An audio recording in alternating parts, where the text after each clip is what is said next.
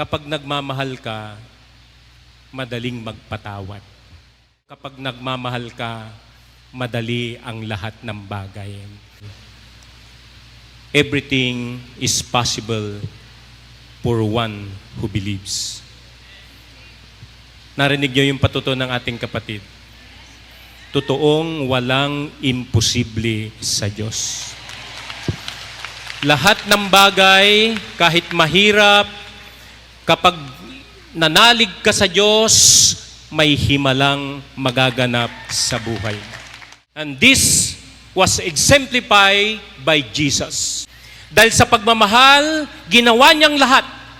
Nagkatawang tao, nag-alay ng buhay. Because of love. Yung lalaki, nagpapagod, mahirap ang trabaho, nainitan, naarawan, tapos yung sweldo, ibibigay sa asawa, pag ibinigay, ito lang, nagreklamo pa.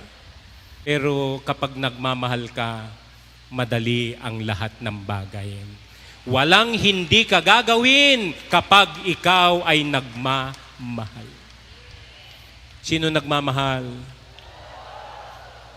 Ba't nakaupo pa kayo?